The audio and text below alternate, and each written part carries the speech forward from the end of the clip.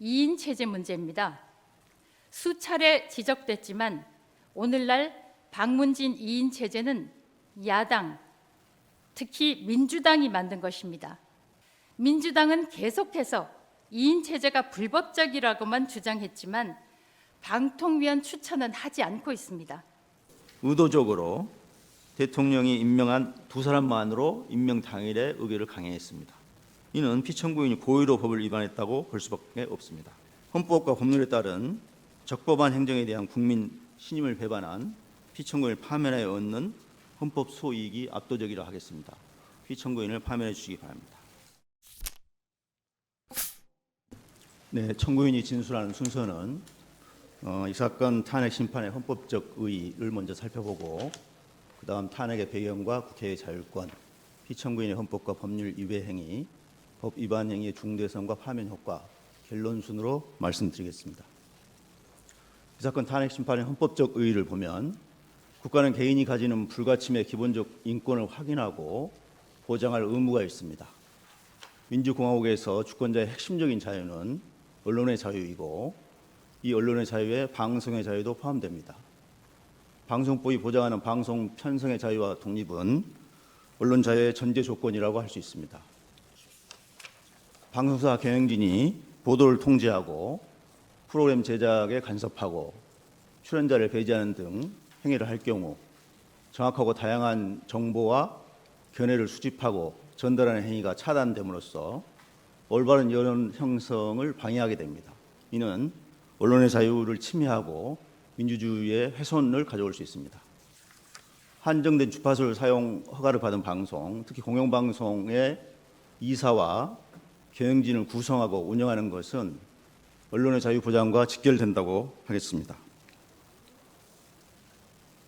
방송사 경영진의 기업 경영의 자유도 언론의 자유를 침해하지 않는 범위 내에서 허용되어야 한다는 것이 저희는 헌법 정신이라고 보고 있습니다.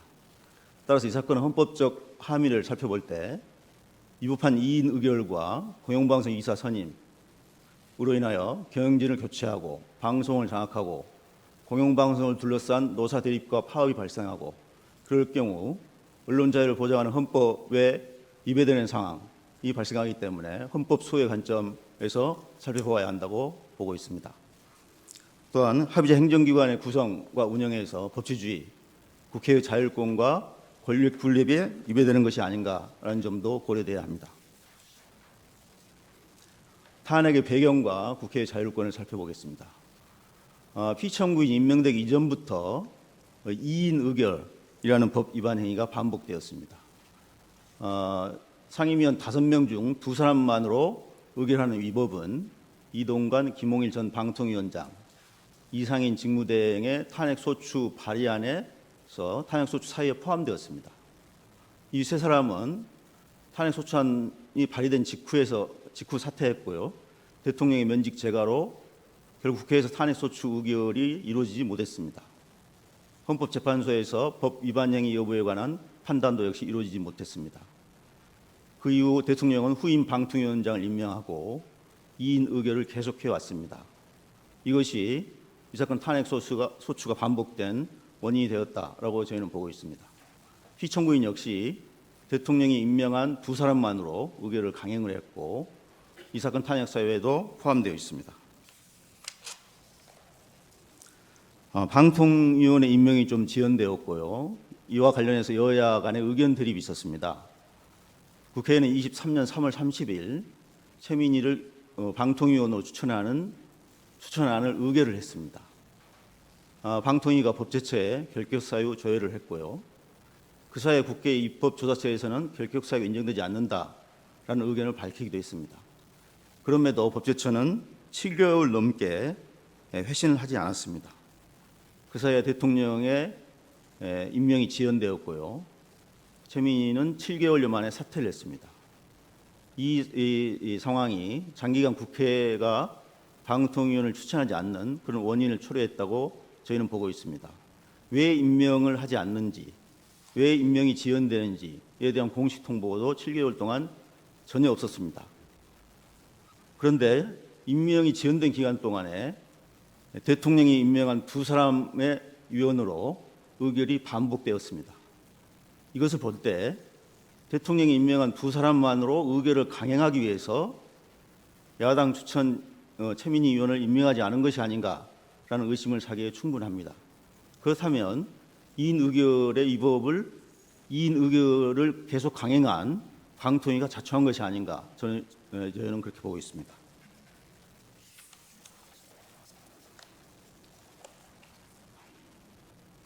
대통령은 방통위원을 임명하지 않았을 뿐만 아니라 방통위법에 따라서 국회의장이 추천한 방심위원, 방송통신심의위원 두 사람도 8개월 동안 임명하지 않았습니다. 그 사이 임기가 종료되어서 결국 임명이 불발되었습니다. 정원 9명 중 대통령 임명 3사람의 위원만으로 의결을 계속했습니다. 그러니까 방통위원뿐만 아니고 방심위원도 공식적인 이유도 없이 임명하지 않는 지연시키는 이유를 통보하지 않고 임명하지 않았습니다. 야당은 2024년 9월에 방통위원 추천을 시도하다가 중단했습니다. 여당의 원내대표가 방통위원 추천은 이 사건 탄핵 심판에 개입하는 행위이다. 탄핵소추 철회 후에 여야 합의로 3인을 추천하자라고 주장을 했고요. 여당 과방위 간사도 같은 의견이었습니다. 이렇듯 국회에서 추천하는 것은 여야 간에 교섭단체 간에 여러 가지 의견 차이, 대립이 있기 때문에 지연될 수 있다라는 점을 우리는 알 수 있겠습니다. 그러나 과거에 방통위원이 임명이 지연되거나 임명되지 않는 그런 전례는 없습니다. 과거 5차례 국회에서 추천한 방통위원은 모두 임명이 되었습니다. 2010년 야당 추천 양문석 의원은 그 당시에도 결격 사유 논란이 있었습니다마는 59일 만에 임명이 됐고요. 2014년 야당 추천 고삼석 의원은 심지어 법제처에서 부적격, 결격 사유가 있다라고 회신했습니다마는 101일 만에 국회의 추천을 존중해서 임명했습니다. 당시 국회 입법조사서에서는 법에 국회가 추천한다는 것이 명시되어 있고 결격 사유에 대해서 광의 또는 협의의 해석 여지가 있을 때에는 추천 당사자인 국회의 해석이 존중되어야 된다라는 의견을 밝힌 바가 있습니다. 방통위원 추천은 기본적으로 국회의 자율권에 속하는 사항이라고 봅니다. 방통위법에 국회가 언제까지 추천해야 되는 건지, 어떤 절차를 거쳐 추천해야 되는 건지라는 규정은 없습니다. 헌법재판소도 헌법은 국회 운영의 폭넓은 자율권을 인정하고 있고 이는 입법, 재정, 견제, 인사기능, 국회가 갖고 있는 기능의 실효성을 높이기 위해서 필요 불가결하다라고 판단한 바 있습니다. 따라서 헌법재판소를 포함한 제3의 기관이 국회의 자율권에 속하는 사항이 정당한지 여부를 판단하는 것은 권력분립 원칙 또한 헌법기관인 국회 위상과 기능에 비추어 봐서 바람직하지 않다라고도 판단했습니다. 국회 방통위원 추천도 국회의 폭넓은 자율권 영역에 속합니다. 국회 추천이 지연됐다고 해서 그것이 정당하냐, 정당하지 않느냐라는 판단을 하게 되면 권력분립 원칙에 위배되고 헌법이 허용한 국회의 자율권을 존중하지 않는 결과가 됩니다. 방통위의 모델이 된 미국 연방통신위원회 FCC도 한 명의 위원이 상원이 인준을 지원하는 바람에 2년 만에 임명이 됐습니다. 5명의 위원으로 구성되는데 같은 정당 소속 위원은 3명을 초과하지 못하도록 되어 있습니다. 그렇다면 한 명이 임명되지 않은 상황에서 2대 2로 의견이 대립되는 안건은 결국 의결을 못했습니다. 그럼에도 불구하고 상원의 인준권을 존중하면서 2년 동안 기다려왔다라고 볼 수 있겠습니다. 그 다음 피청구인 헌법과 법률 위배 행위를 보겠습니다. 2인 의결의 위법입니다. 방송 자유와 공공성, 공익성을 위한 입법적 결단에 따라서 합의제 행정기관으로 방통위원회가 설립되었습니다. 방통위의 모델이 된 FCC, 미국 연방통신위원회는 정족수가 3인이다라고 규정이 되어 있습니다.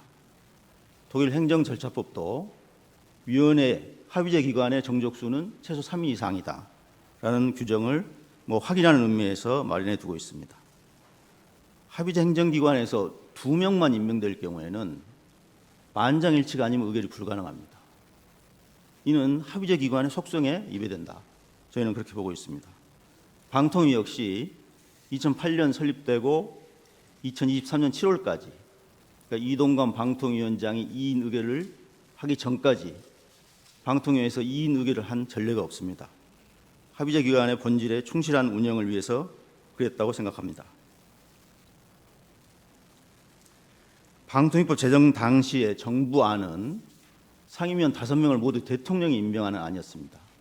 그러나 국회와 법안 심사 과정에서 5명 중에서 국회 추천 3명, 여당 1인, 야당 2인 추천으로 변경해서 법을 제정을 했습니다. 방통위가 설립되면서 폐지된 기능이 일부 중복되어서 폐지된 구방송위원회도 전체 위원 9명 중 6인을 국회에서 추천하도록 그렇게 돼 있었습니다. 현재 방통위법은 위원 결연 시에 지체 없이 보궐위원을 임명하도록 규정하고 있습니다. 대통령이 임명한 국회가 추천한 위원 없이 대통령이 임명한 2사람, 시청구인과 상임위원 2사람만의 의결은 합의제 행정기관의 입법 목적에 위배된다고 볼 수 있습니다. 그다음 회의 개최와 관련해서도 이틀 전에 회의 일시 장소 상정 안건을 통지하도록 규정을 했습니다마는 긴급하거나 부득이한 사유가 없음에도 불구하고 이 통지를 하지 않았습니다.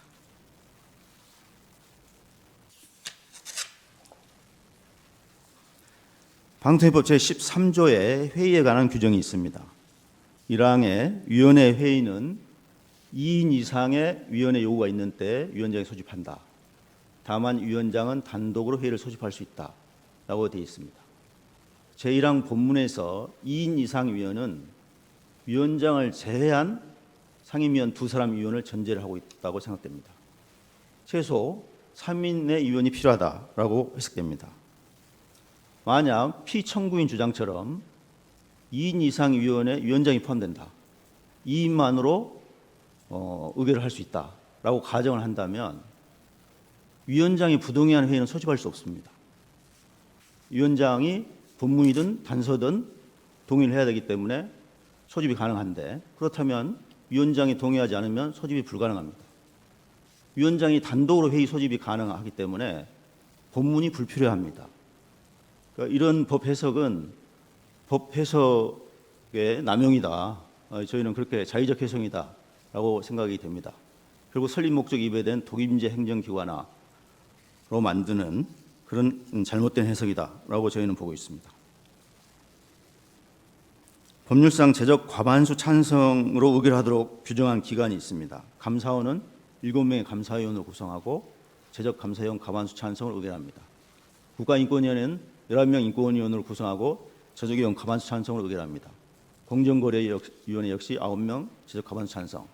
5.18 진상규명법, 과거사정리법 또 역시 9명 위원을 구성하고 제적위원 과반수 찬성을 의결합니다. 사실조회 회신한 결과 감사원 국가인권위원회, 원자력위원회, 영화진흥위원회 이런 정원의 과반수 미달 인원으로 의결한 전례가 없습니다. 아마 합의제 기관으로 충실하게 운영했기 때문입니다.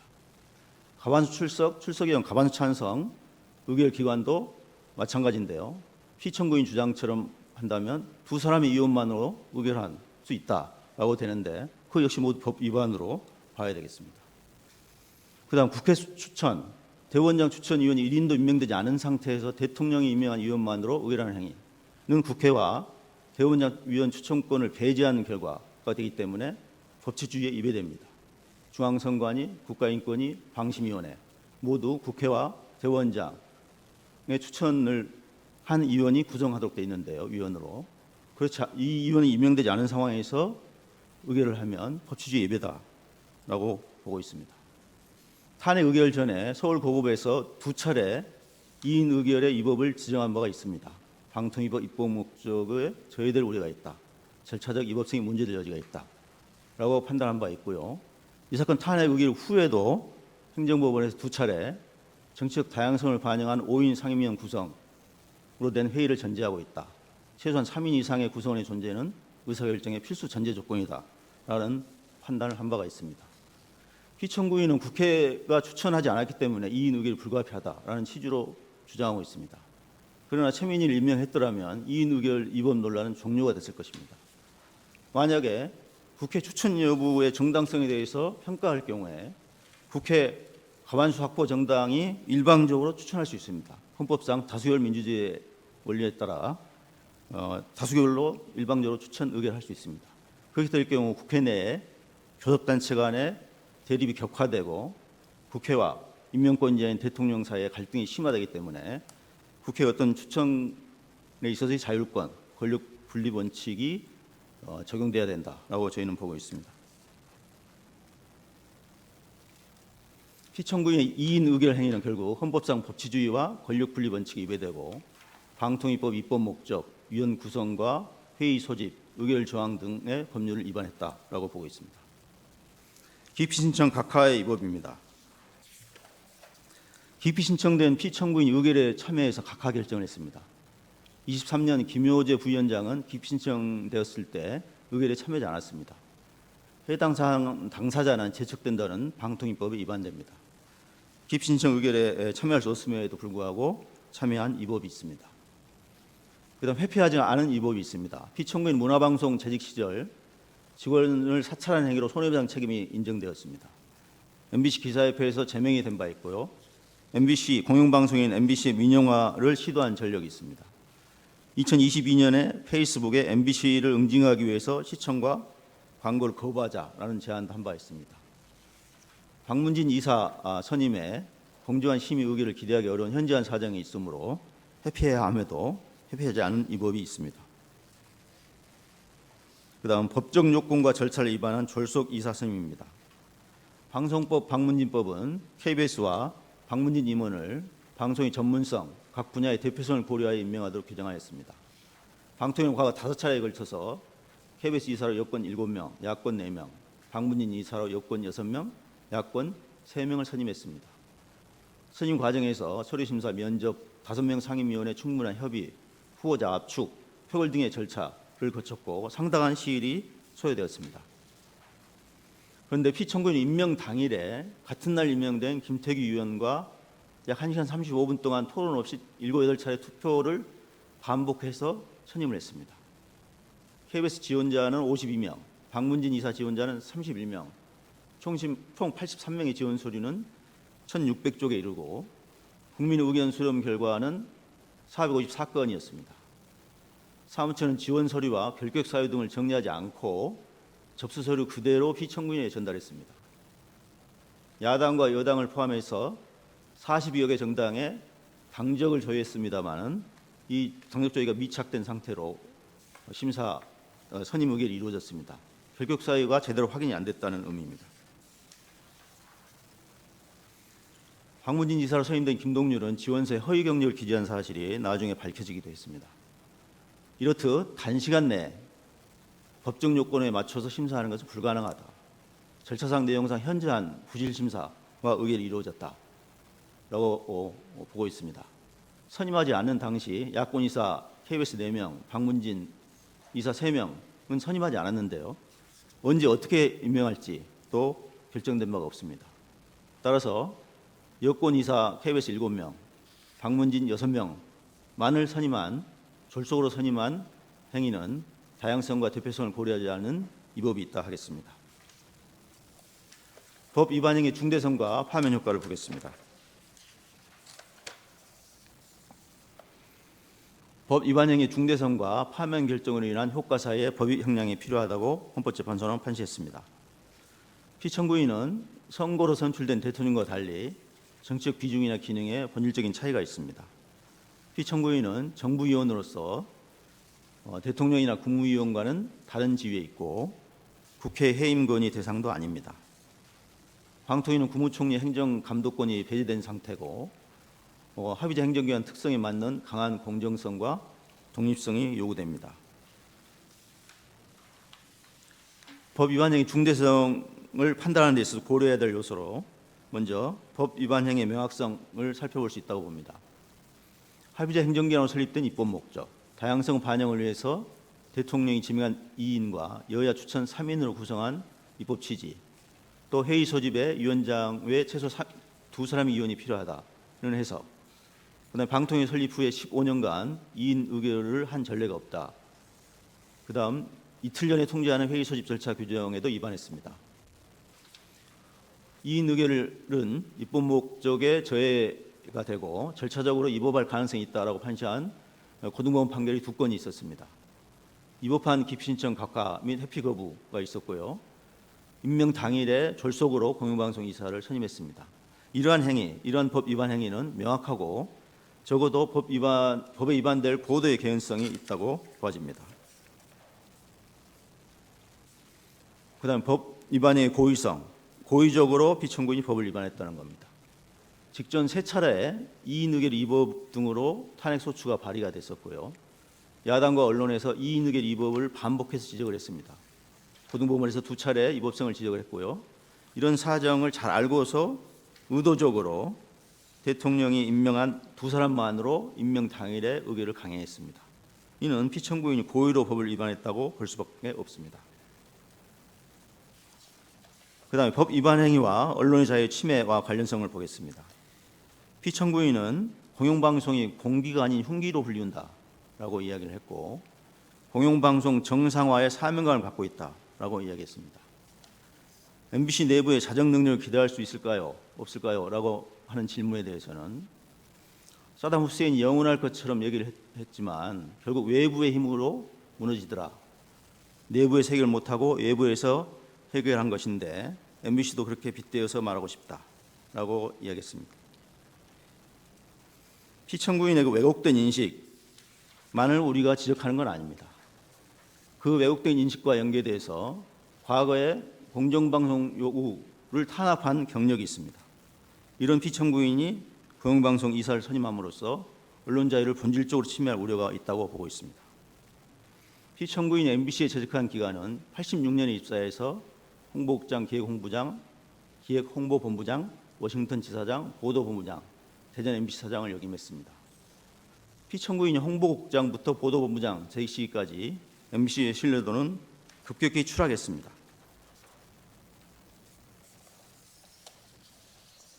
한국기자협회가 언론사 신뢰도를 조사한 10년간 조사한 표입니다. 2009년과 2010년에는 MBC가 2위권에 있었는데요. 2011년부터 신뢰도가 추락하더니 2013년부터 19년까지 7년간 0%대에 머물렀습니다. 기자들이 그렇게 평가를 했습니다.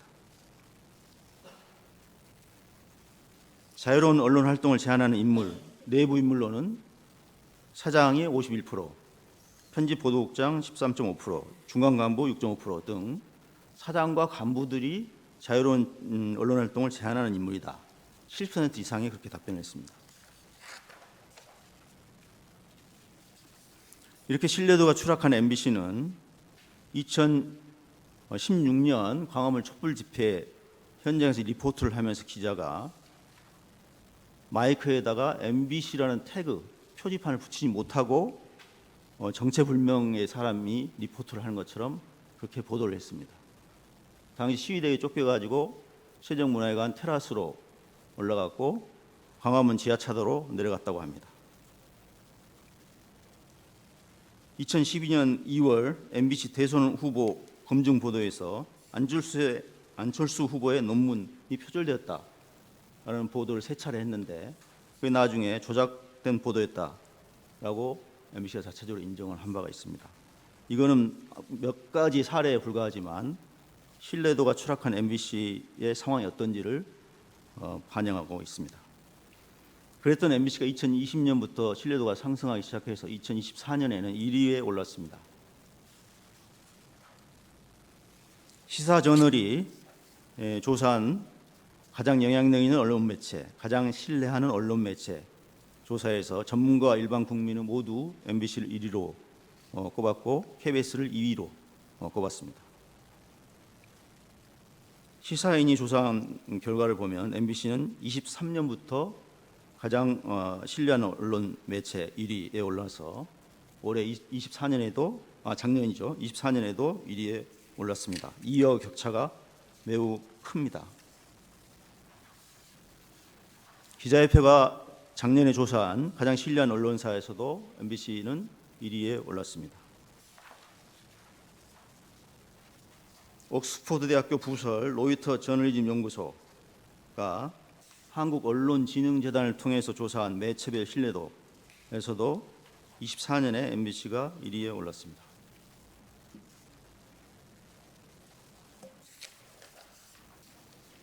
한국갤럽이 분기마다 조사한 한국인이 즐겨보는 주요 뉴스 채널 조사를 보면 MBC는 2013년에 2위권에 있다가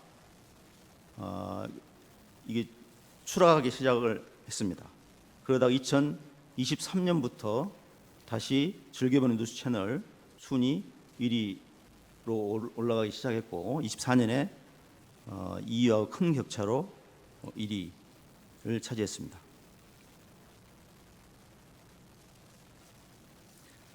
MBC의 언론 매체 신뢰도와 영향력은 피청구인이 간부와 경영진으로 재직하던 시기부터 추락하기 시작해서 이후 바닥을 맴돌았습니다. 그런데 2024년 MBC와 KBS가 신뢰도 1위, 2위에 있는데 공영방송이 흉기로 불린다. 공영방송의 정상화 사명감이 있다 하는 피청구인의 인식은 이해하기 어렵습니다. 또한 피청구인은 2012년 MBC 노조의 불법 파업에 맞서서 이겼다며 굉장히 자랑스럽게 생각한다라고 발언을 했습니다. 종군 기자를 했던 것 이상으로 자랑스럽다라고 말을 했는데요. 그렇지만 2012년 MBC 노조 파업은 정당하다, 업무 방해에 해당되지 않는다라고 대법원에서 무죄의 판결을 확정을 한 바가 있습니다. 파업의 주된 목적이 방송의 공정성을 확보하기 위한 것이고 사측의 법령 및 단체 협약에 따른 공정방송 의무를 위반했고 이로 인하여 근로조건이 악화되었기 때문에 공정방송을 실효적으로 확보할 목적으로 파업을 해서 목적이 정당하다, 시기와 방법이 적정하다, 따라서 쟁행위가 정당하므로 업무방해에 해당되지 않는다라는 판결을 최종적으로 확정을 했습니다. 그럼에도 불구하고 피청구인은 2012년 파업이 불법 파업이다 라고 하면서 대법원 판결을 정면으로 부인하고 있습니다. 이러한 반규범적 태도가 이 사건 입법한 이인 의결을 강행하게 된 배경이 있지 않냐, 저희는 그렇게 보고 있습니다. 구체적으로 쟁행위 과정을 서울고등법원 판결이 인정한 사실 통해서 보겠습니다. 초대 방통위원장인 최시중 위원장은 2009년에 역시 마찬가지로 공영방송의 과제는 정상화다라고 이야기하면서 2009년에 박문진 이사를 임명을 했습니다. 이때 임명된 이사들로 구성된 이사회가 2010년 2월 김재철 MBC 사장을 선임을 하고 그 이후에 이루어지는 행위가 보도 통제, 프로그램 제작, 불허, 중단, 불방, PD 기자들을 비제작 부서로 배치하고 프로그램 진행자와 출연자를 교체하거나 배제하고 노조 측의 요구에도 불구하고 사측에서는 공정방송협의회 개최를 거부하고 이로 인하여 2011년에 노조가 파업을 했습니다. 사측에서는 불법 파업을 이유로 6명을 해고하고 38명을 징계했습니다마는 법원에서 모두 무효 판결을 받았습니다. 당시 피청구인은 김재철 사장에 의해서 홍보국장, 기획홍보본부장으로 임명이 되어서 이러한 방송 장악에 관여를 했습니다. 김재철 전 사장이 노동조합법 위반으로 유죄 판결을 받은 바도 있습니다. 서울중앙지법 판결을 간단하게 살펴보면 국정원에서 MBC 정상화 전략 및 추진 방안을 2010년에 작성을 했고 국정원은 이 문건에 따라서 MBC 측에 요청을 했습니다. 피수첩 제작진을 비제작 부서로 전보해라. 진행자, 라디오 프로그램 진행자 김미화를 교체해라. 토론자 김효진의 출연을 취소시켜라. 라고 요청을 했고 이것이 실행이 되었습니다. 비록 그 원세훈 국정원장의 직무 범위에 방송에 개입하는 행위가 포함되지 않는다라는 이유로 원세훈이 무죄 판결을 받으면서 공범으로 기소된 김재철도 무죄 판결을 받았습니다. 국정원법 위반의 경우에. 그러나 서울중앙법원은 이러한 행위들이 방송의 자유를 침해하는 헌법에 위반되는 행위다라고 판단한 바도 있습니다. 안강환 김장겸 전 MBC 사장도 노동조합법 위반으로 유죄 확정 판결을 받았습니다. 안강환 사장은 2014년부터 2017년까지 사장으로 재직했고, 김장겸은 2013년부터 17년까지 보도국장, 보도본부장으로 재직했습니다. 당시 안강환 사장은 2012년 파업과 제1노조 활동에 참여하거나 동조하거나 도와준 직원들을 부당하게 전보 인사를 했고, 노조 탈퇴 지시, 승진 후보자에서 추천해서 배제하는 등 노조에 개입했다는 이유로 유죄 확정 판결을 받았습니다. 그런데 여기서 피청구인이 이 노조법 위반 행위에 가담한 사실이 법원 판결에서 일부 확인이 되었습니다. 안강환은 2014년 피청구인을 보도본부장으로 임명을 했고, 안강환은 방출 노조원 명단을 취합한 후에 피청구인 등과 세 차례 인력 재배치 방안, 그 PD나 기자를 비제작 부서로 배치하는, 제작하지 못하도록 하는 방안을 협의를 했고, 피청구인은 임원회의에서 노조 탈퇴자, 거부자를 보고를 했고, 거부자들은 보직이 박탈되고 전보 인사를 당했습니다. 또한 이사회에서 피청구인은 제3노조 수속을 배려를 해야 된다. 경력직의 조직 충동도가 높으니 이들을 많이 활용해야 된다라는 발언을 한 바가 있습니다. 극비야 보도국장인 김장겸은 안강환의 방송 장악 방침을 직속 상관인 보도본부장 피청구인에게 받아서 자신은 전달만 했다. 그런데 왜 이준석을 제외하고 자신만 공범 기소했느냐? 이는 기소 독점권의 남용이 아니냐라는 항변을 하기도 했습니다. 이런 사실에서 볼 때 피청구인이 방송 장악과 노동 탄압에 가담한 사실이 법원 판결에 의해서 확인이 되고 있습니다. 피청구인뿐만 아니라 피청구인 선임한 방문진 이사들도 마찬가지로 방송 장악에 가담을 했습니다. 윤길용은 김재철 사장에 의해서 시사교양국장에 임명되고 PD수첩 제작진 제작 업무 배제 인사조치를 실행한 바가 있고요. 이우용도 김재철 사장에 의해 라디오 본부장으로 임명되었습니다. 라디오 진행자 김미화를 하차시키고 김연희의 출연을 취소시키는 그런 실무를 실행한 바가 있습니다. 이처럼 반헌법적 인식과 방송 장악 경력을 가진 피청구인이 공영방송 이사를 선임을 했습니다. 그 이후 경영진을 교체하고 방송을 장악하고 공정방송을 둘러싼 노사 갈등이 일어날 가능성이 매우 높고, 노조 탄압, 이로 인하여 언론 및 방송의 자유가 침해될 우려가 매우 크다.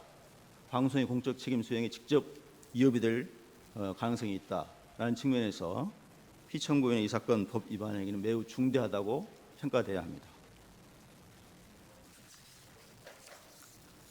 그다음 헌법소 의지 결의를 보겠습니다. 피청구인은 정당한 파업이다, 노동조합법 위반이다라는 법원 판결을 정면으로 부정하고 있습니다. 오히려 불법 파업이다라고 이야기하면서 이에 맞서서 이겼다라고 자랑스럽게 이야기했습니다.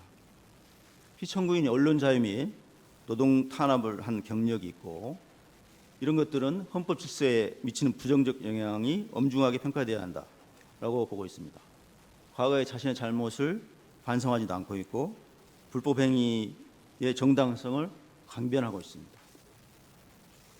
나가서 이 사건 탄핵 심판 소추안 의결 이후에 직무정지 중에 유튜브에 출연을 해서 보수의 여전사로 불리운다, 가짜 좌파들과 싸우는 전사가 필요하다, 또 야당을 내로남불 다수 독재라고 비난하면서 헌법상 공무원의 정치적 중립 의무를 위반한 바도 있습니다.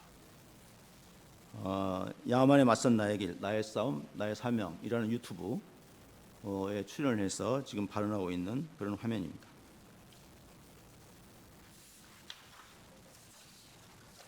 화면으로 인한 효과를 보겠습니다. 언론 자유 침해와 노동 탄압을 방지하는 효과를 기대할 수 있습니다.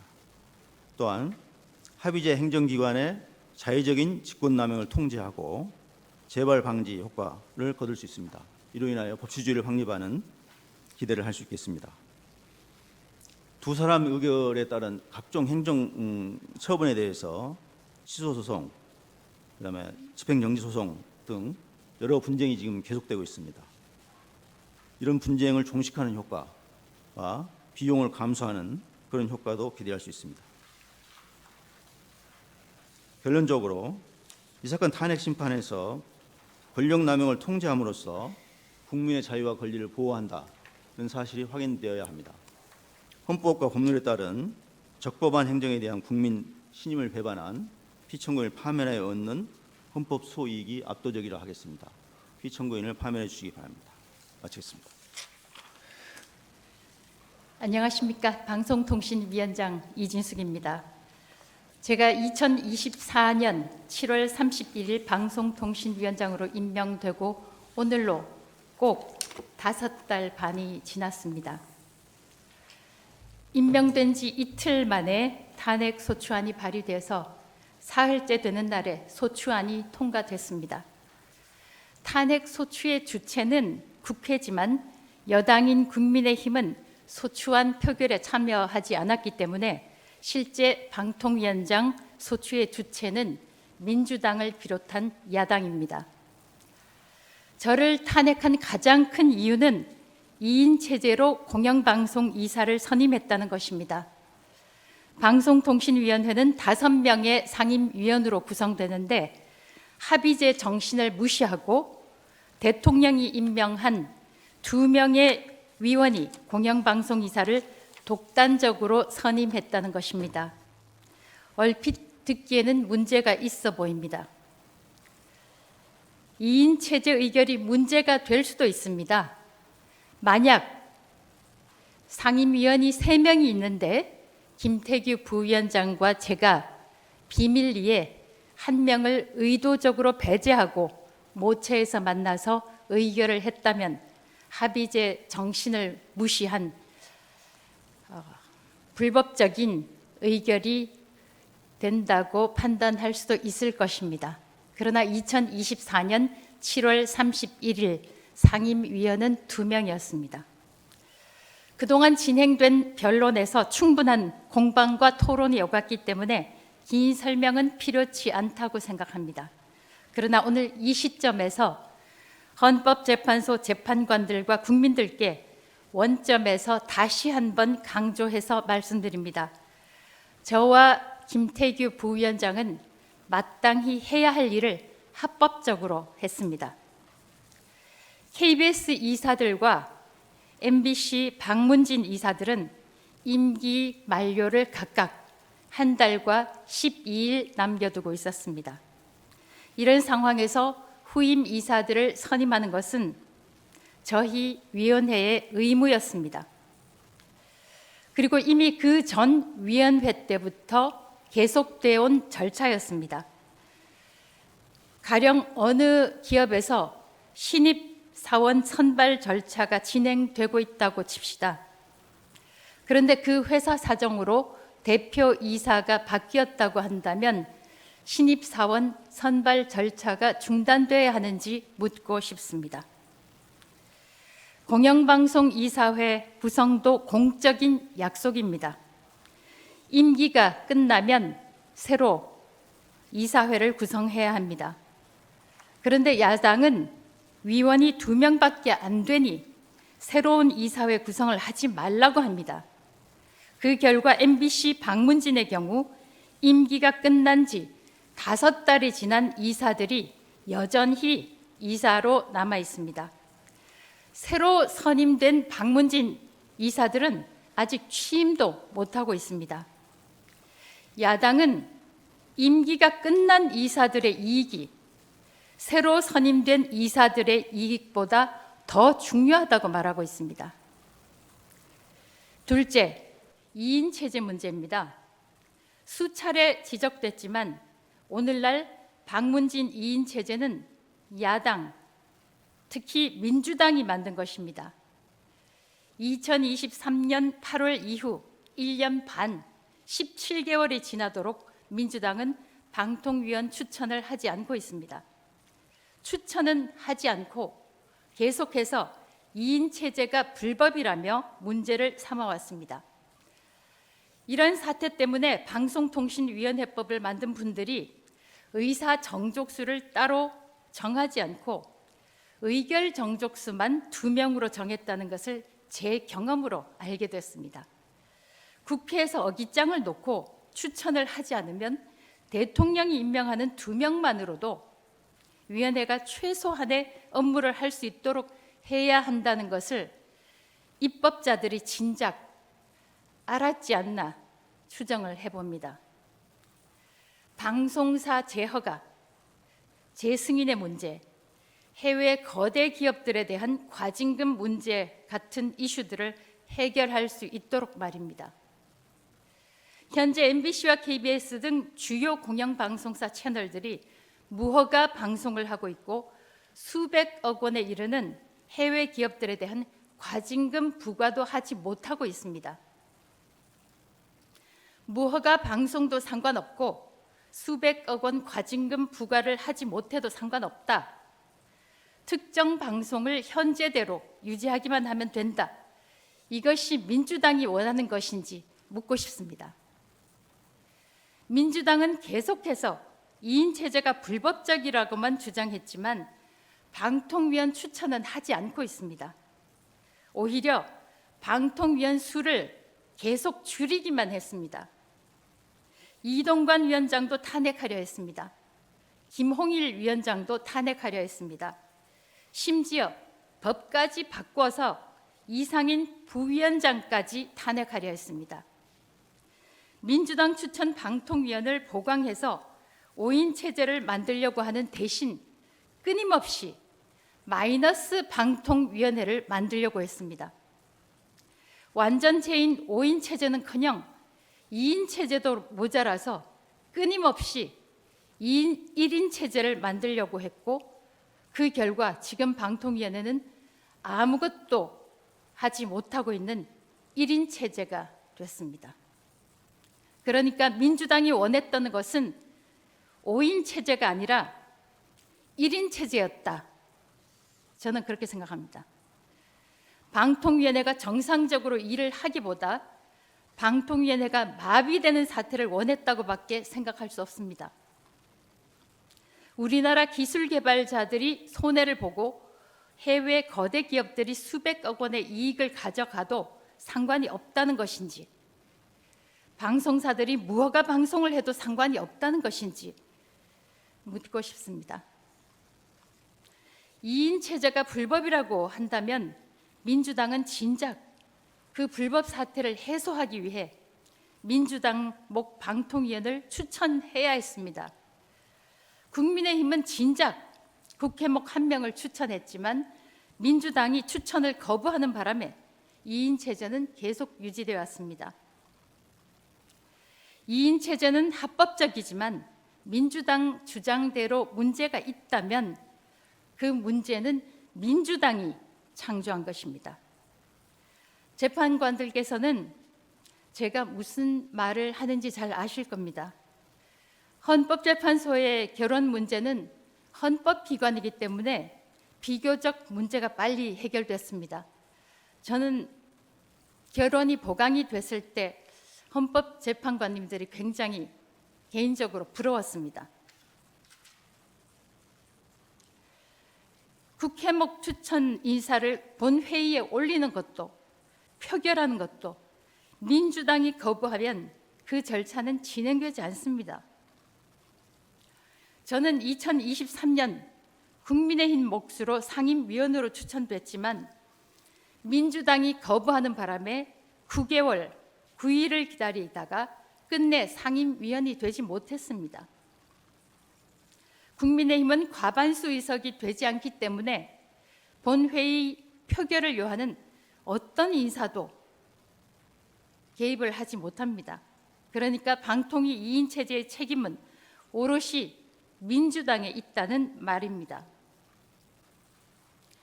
민주당은 2인 체제의 문제점을 보완하겠다며 방통위 법안을 제출했습니다. 의사 정족수를 3인으로 규정하는 것입니다. 이 자체가 현재 2인 체제는 법적으로 문제가 없다는 뜻입니다. 민주당은 2인 체제가 합의 정신을 위반했다고 하지만 그렇지 않습니다. 헌재 재판관도 민주당 추천, 국민의힘 추천으로 추천한 정당은 다르지만 헌재 재판관이 되는 순간 특정 정파의 이익을 위해 일하지 않는다고 저는 생각합니다. 만약 헌재 재판관들이 추천받는 정당의 이익을 대변한다면 이진숙에 대한 이 탄핵 심판 역시 절차가 필요 없을 것입니다. 숫자에 따라 이미 결과를 알 수 있기 때문입니다. 그러나 저는 헌재 재판관들께서 철저하게 법리에 따라 판단하실 것이라고 확신합니다. 방통위원들 마찬가지입니다. 제가 국민의힘의 추천을 받았다고 해도 저는 국민의힘이라는 정당을 위해서 일하는 것이 아닙니다. 또 대통령의 임명을 받았다고 해도 대통령의 이익을 위해 일하는 것이 아닙니다. 대통령이 대한민국 전체 국민의 대통령이듯이 방통위원 역시 대한민국 국민들의 이익을 위해서 정책을 결정할 것이요, 규제의 기준 역시 대한민국과 대한민국 국민이 될 것입니다. 나라가 많이 혼란스럽습니다. 그럴수록 언론, 방송의 역할이 중요합니다. 제가 업무로 돌아가서 제 직무를 수행할 수 있도록 재판관 여러분들께서 도와주십시오. 대한민국을 위해서 일할 수 있도록 도와주십시오. 오직 헌법에 따라 현명한 판단을 신속하게 내려주실 것을 간곡히 요청드립니다. 감사합니다. 예, 피청구인은 처음부터 지금까지 신속한 재판을 원했습니다. 심판 청구 기각을 원하는 피청구인으로서는 자연스럽고 정당한 요구입니다. 그러나 재판관 7인 이상의 출석을 요하는 헌재법이 장애가 되었습니다. 피청구인 대리인의 신청에 의하여 가처분 결정이 내려졌고 6인 체제 하에서 변론은 할 수 있었지만 선고까지 할 수 있느냐, 이 문제에 대한 법적인 문제가 있었습니다. 결과적으로 피청구인에 대한 재판이 상당히 늦어진 점, 매우 늦어진 점에 대해서 재판장으로서 매우 안타깝게 생각합니다. 선고는 될 수 있는 한 빨리 하도록 하겠습니다. 선고 기일이 정해지면 통지하겠습니다. 이상입니다.